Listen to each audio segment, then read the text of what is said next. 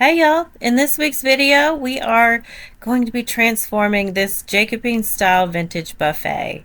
I had purchased it at an auction and it needed a lot of help, but I thought it'd be perfect for the Ivy Lane Interiors Furniture Challenge because the theme was Old World Opulence.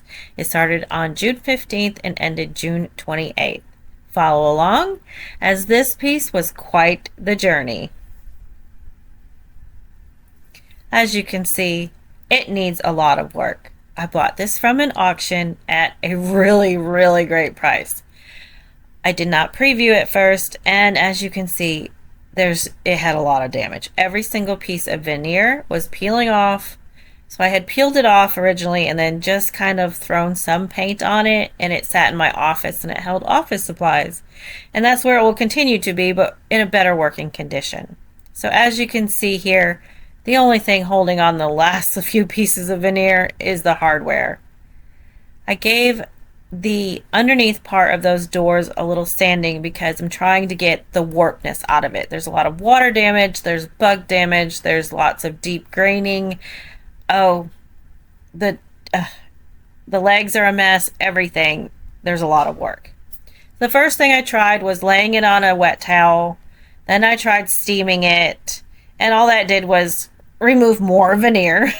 And so I got it a little flatter, and in the end I ended up clamping it, but that ultimately split it and I had to repair that. But we did get it, I would say 98% flatter.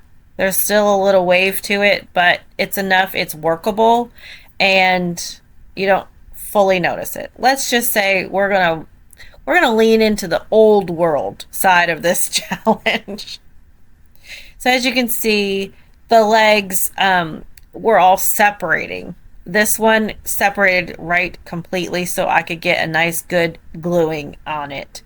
I'm using Gorilla Glue that dries in 15 minutes, and it works really great because, it's set up quickly. Now I let it sit on its back and rest for overnight because, well, this is what holds the whole piece up, and you want that integrity there so that it isn't wobbly and shaky, and it helps for the drawers to go in properly and the doors to open properly. So you got to start with the basics. You got to start with the bones, and there still were some good bones left. They needed a little more help. They need a little encouraging. So the reason why I'm showing you this, even though it is a tremendous amount of work and I'm questioning whether or not I should have even picked this piece, I thought it's a learning experience for me, but it's a learning experience for you as well. That these pieces can be saved with some effort, with some, sweat, tears. You can get them back to where, they're usable again. And you really like it again. So it is worth it. So after I get it all glued down, I clamp it. I put the 1x2 underneath the clamp so that it evenly distributes the pressure on the entire leg surface, and it gets it nice and glued up properly. Like I said, this is one of the most important parts of the entire piece.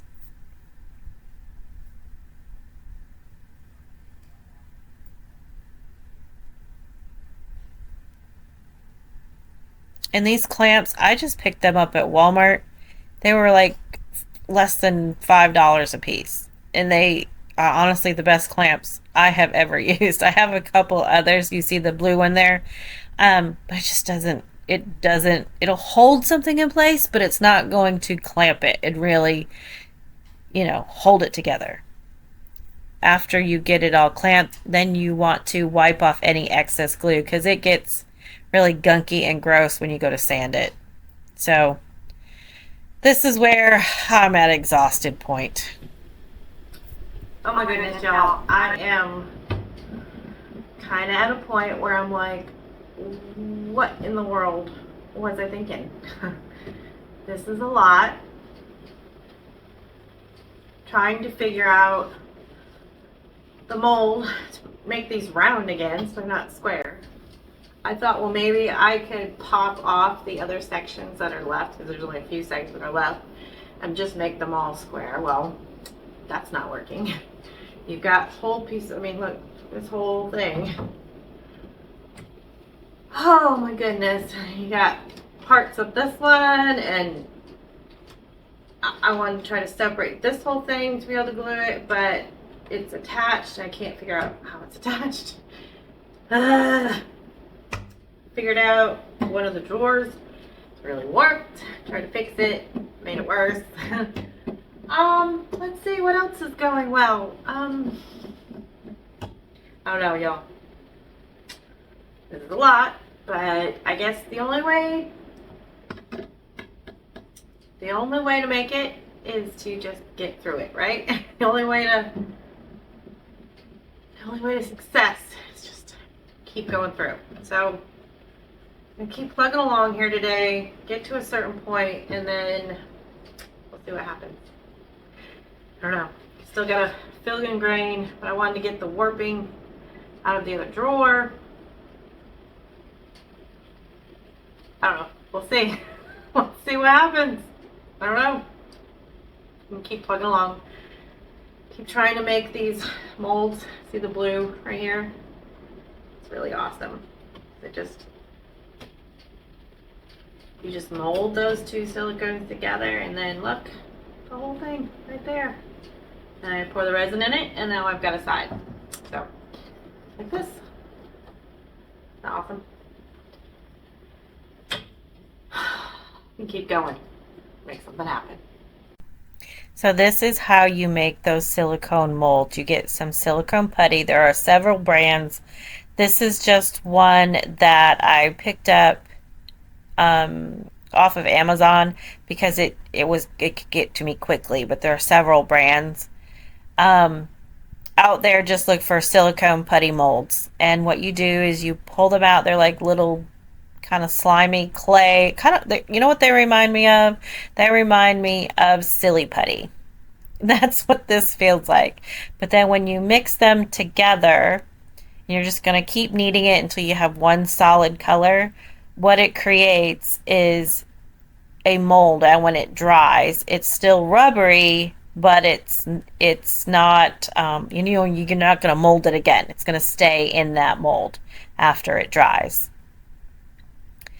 So this was a 2-week challenge, but we had company in town the first week. So I am jamming all of the repairs and painting and staging everything into 1 week. And I think that is where the exhaustion was kind of setting in, and the despair of, oh my goodness, am I actually going to make it? So see, you just take, this is a piece that had broken off, and I had in my possession, and I just mold it around that silicone and then let it sit. Let it harden. I think it's 15-20 minutes, and it's hard enough for you to pry off of the mold. And then we'll just go ahead and mix some, this is amazing casting resin. It dries in 10 minutes. This is very important to notice when you purchase this, to get the one that dries in 10 minutes, because otherwise you're going to be forever trying to get the molds done. And as many molds as I had to make with this piece, yeah, she needed a lot. So I would have been 4 weeks trying to get just the resin done. So this 10-minute casting resin is awesome. You take I start with part B because it's thinner, and then I add part A, and then you're just going to stir, stir, stir, stir, stir, stir, stir, stir, so that it's all equally distributed, and then you just pour it into the mold and then let it sit.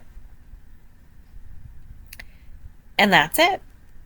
I had, of course, as I mixed it up, I had some more left over, so I was also simultaneously pouring the decorative molds as well. These are redesigned with Prima molds, and so I'm just pouring them at the same time so that they'll be ready for, the pretty part after I get past all of the repairs.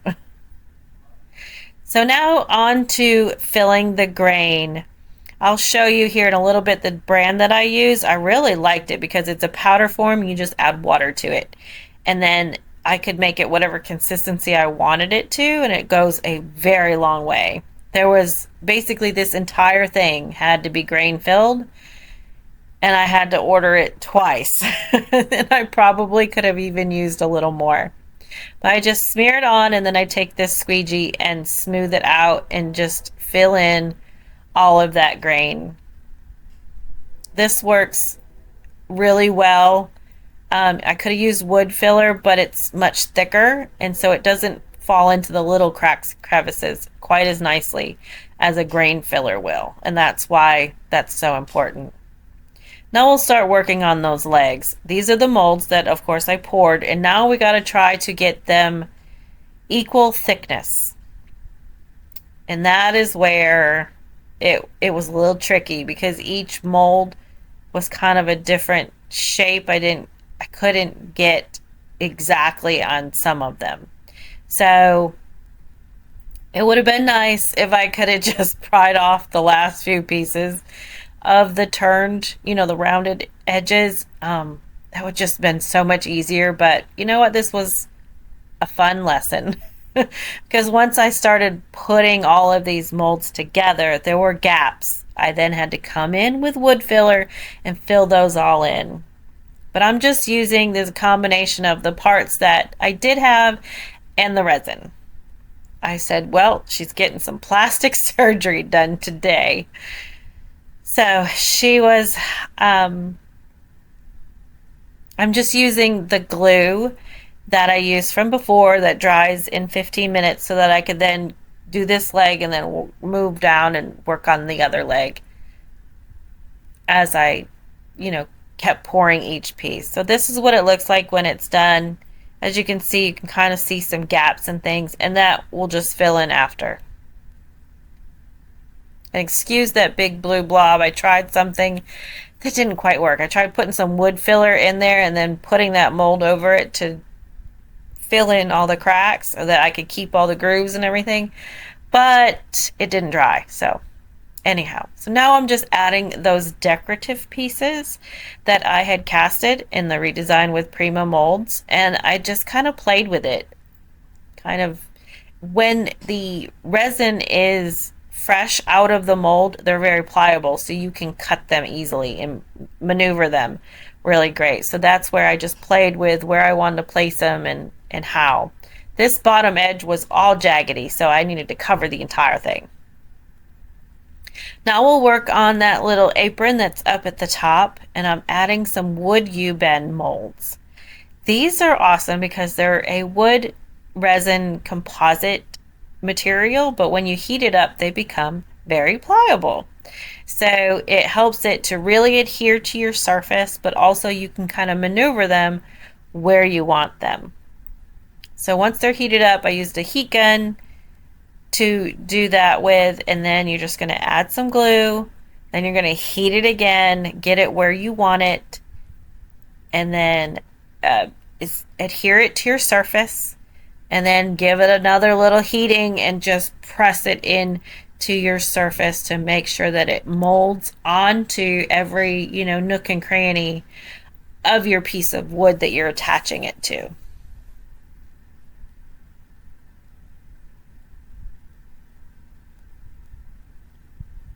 So as you can see, I'm just heating it again to get it placed exactly where I wanted it.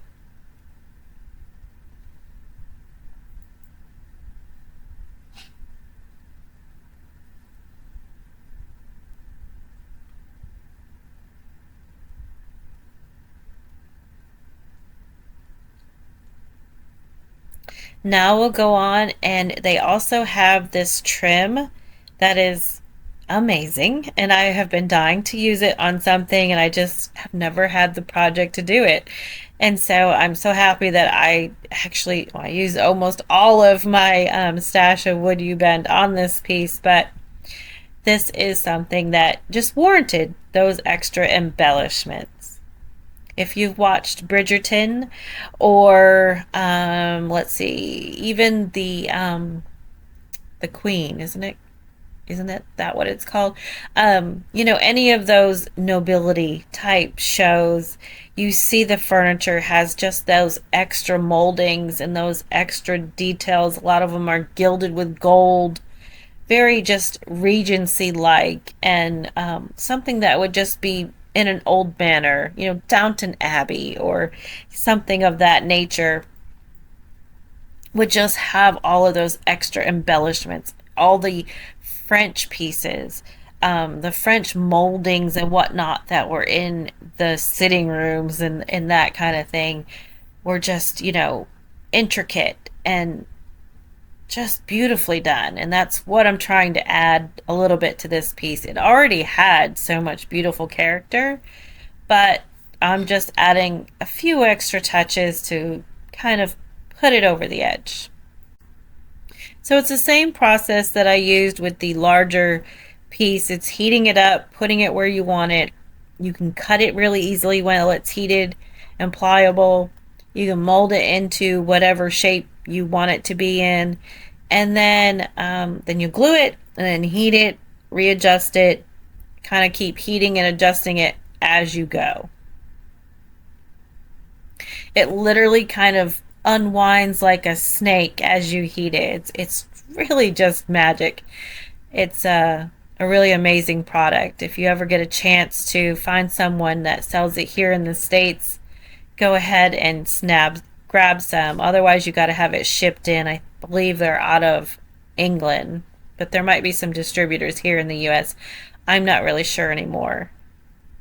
I've had this for quite some time, and it's just been sitting for just the right piece. And I guess I found it, didn't I? Because like I said, we were leaning into that old world feel, and now let's try to make it a little more opulent. Again, using that same glue. Is a little bit thicker than regular wood glue, and it helps it to stay in place, especially when you're using these intricate moldings and things. It really did help it a lot. I want to use it again because the other sometimes gets a little frustrating because it wants to slide all over the place because it is so thin, and it takes much longer to dry. So you're, definitely, inhibits your speed in finishing a piece when you're just waiting on glue to dry. There's nothing worse. That's part of the reason why I use chalk paint so much, because it dries in 15-20 minutes. I can put another coat on. So now, of course, when it's our Florida humidity in the middle of summer, it might take a little longer, but it usually does dry quite quickly. But I really thought it really did take it over the edge and added just that extra a little something. It would have been very pretty. I could have maybe done some, paint detail in some of the grooves of that molded piece, but I think adding this just added a little more opulence and a little more regalness to it as well. So we are in about, probably Wednesday or Thursday of the challenge, of the last week of the challenge. So we had to be done on Saturday the 28th by midnight with all the pictures submitted, staged and submitted and whatnot. And I'm coming down to the gun. So if you notice, there's no paint on this piece yet. So, this one was a lot of work, and it did me in. But in the end, it definitely was worth it. I've learned a lot, and I hope you did too. I learned, be careful about those online auctions, that's for sure. So there's the trim, all put on that little apron that goes in the back. Now it's time to sand all of this filler. And thank goodness I had my base camp dust mask because it creates a lot of dust. So I had to take it outside, in between our Florida rainstorms and when it wasn't 100 degrees. But because it just does create a lot of sand. That's the only downfall with the grain filler because it is so fine. It does create a whole lot of dust. And honestly, I probably had too coarse of a grit. I think I had maybe 150. It's just kind of my general purpose. But I was going through so much sandpaper. I don't even know what I ended up with, to be honest with you. But that's why you see some brown spots because I had to come back in with some wood filler because I ran out of the grain filler because I think as I was sanding through too much of it. But then we're just going to give those legs a little sand as well. I got a padded sandpaper to work on those legs. Now let's add some embellishment to those doors. As you could see, I did get the door pretty well flat, but I had to, you see that large chunk of wood filler on the one piece, it's because it's filling in that little divot right in the middle where it split. But like I said, it's 98% there. And this is just a piece that's staying here that's going to, hold some stuff for my office supplies. So I'm not overly worried about it being perfect. But I took a portion of one of my molds and I thought they would look really pretty right there. And I love that little, a lot of the pieces from this era will have a little bow detail, but I didn't have a bow. So I just kind of took some bits and pieces from the molds and then added, I had that same design trim just in a really, a thinner thickness, and so I'm just kind of creating the appearance of that that little bow detail that you see on a lot of the pieces from this era. And same process again, just adding the glue, placing it down, and then heating up the wood you bend pieces and then placing those down. You can also heat up these resin molds a little bit and get them a little bit pliable, but I find that you're not, once they're hardened, you're not going to get a whole lot of movement out of it. I'm just making sure to score each piece on the back to add the glue so that there's more for that glue to stick to and help to adhere to your piece, as well as there might be little divots or something along the edges that you just need to sand them off so you have a nice flat surface that will stick nicely down to your piece of furniture. That's where the benefit of those wood you bend trims and molds come in, because once you heat it, you can really push it down and mold it into every little crevice so that it fits nice and flat against the surface, because that's what's going to really help it to adhere and stay adhered, is molding into every, wood is porous and has texture. So when you have the flat plastic that doesn't mold into that texture, you have a possibility of it popping off. So that's why I sand it, give it some more texture, help it adhere much better. So there it is.